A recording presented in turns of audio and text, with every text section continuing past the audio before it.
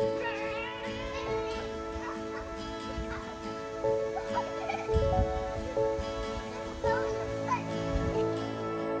hello, welcome to Happy's Happy Garden. It's July the 3rd, and we're getting hot here in South Carolina. I just thought I'd show you some of the tomatoes that we have been receiving off of the vegetable garden. Oh, every day I pick some, and it's not a very big garden. I only have a few pots,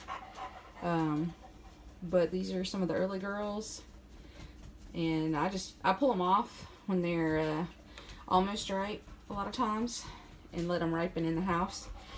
That way bugs don't get to them as easy, and worms. But if we don't use them, if we're not using them fast enough, then I just leave them on the vine and let them continue to vine ripen. These are Romas. Nice meaty tomatoes. And then I have some of my grape tomatoes coming in, blushing, looking great. More Romas here. Gorgeous. And they are tasting great. And then some of the yellow pear tomatoes. These they were almost ripe, but they aren't quite as yellow as they will get if you leave them on the vine. They'll ripen as they sit in the house. They'll be a nice bright golden yellow when they're fully ripe, but those are good too. Very flavorful. Alright, well, we're going to go out in the garden and look and see what's on the plants. Alright, welcome back to Happy's Happy Garden. We're outside in the garden. Look at this beautiful flower. Isn't that pretty? Yeah, this plant's producing lots of white flowers. And they're super fragrant too. Alright, let's go take a look at the vegetable garden.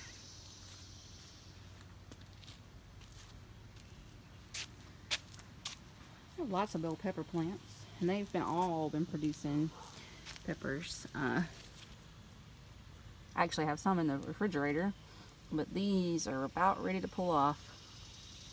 And I've gotten so many that I've just been leaving them on to get as big as I can until we need them, because they'll stay on there a long time.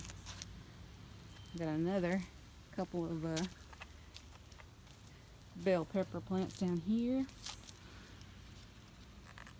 can see all these peppers are growing on there. There's a bunch of them.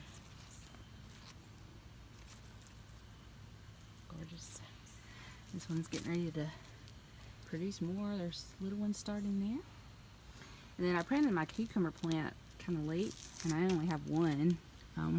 That's going to be plenty for us to eat, because they really do produce a lot of cucumbers usually when you plant a plant. I've got one there. It's getting close to being pulled off.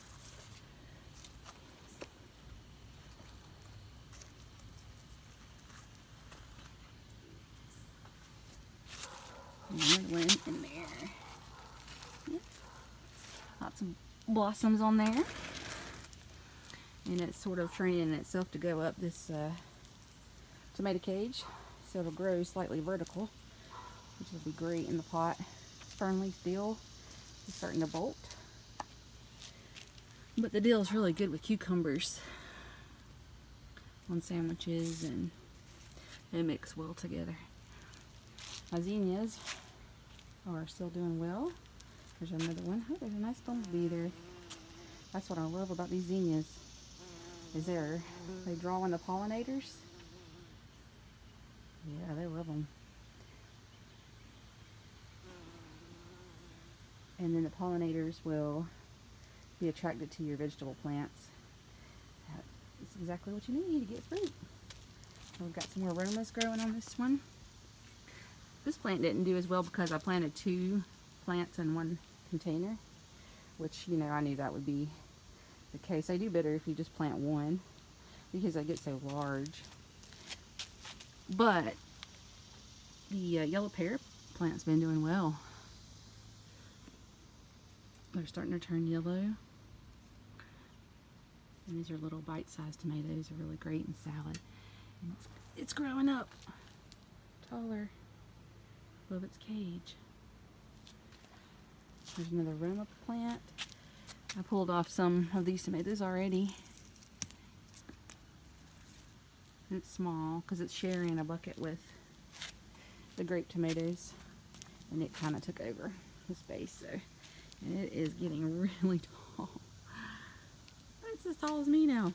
You see some of them are blushing and turning red. But yeah, it's got lots of tomatoes on it. So that'll be wonderful. These are so good. Just to snack on or eating salads. Alright, and then our early girls. That's probably the first one that I had blush. Were these early girl tomatoes. And there's lots of them in there. Growing. Just waiting to blush, and then we can pick them off the vine. Look at all of them. And it's grown so tall that I've just let it flop over the other tomato cages. And then I stuck this old piece of torch. It's just an empty shell of a bamboo torch. I'm going to tie that together. Tie that to the cage to stabilize it a little bit. Because it's been flopping over from the weight of all the tomatoes. And it's gotten so high that I could have put some kind of trellis up high or something to let it extend up, but I'm just letting it grow over to the other ones. That's fine. They'll hold it up.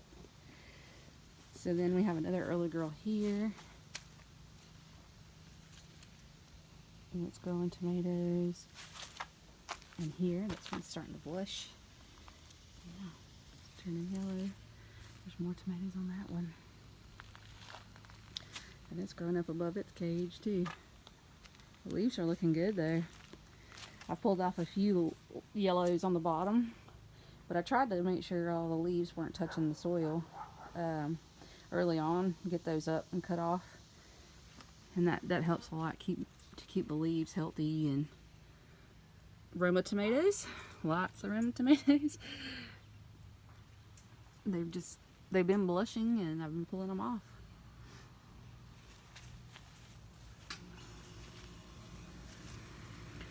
Yep, and this plant's growing some tomatoes. This is another bell pepper plant down here. It's got some on there already. And this is my jalapeno plant. Yeah. And we've been pulling off jalapenos. I think I've already pulled off 5 or 6 of them off this one plant. Big jalapenos. We had them for Father's Day. And we have eaten the bell peppers for sure. And we've started eating our tomatoes, and they are delicious. Nothing like homegrown tomatoes, especially when you don't use any pesticides or anything on them. Just so organic and so yummy. So anyways, glad to have you here. And I hope y'all are enjoying your week and that you have a happy 4th of July. Be safe. Try growing some vegetables at home. Pretty easy. And it sure does taste good. And it sure is good for you. Y'all have a great rest of the next week, and we'll talk to y'all soon. Bye-bye now.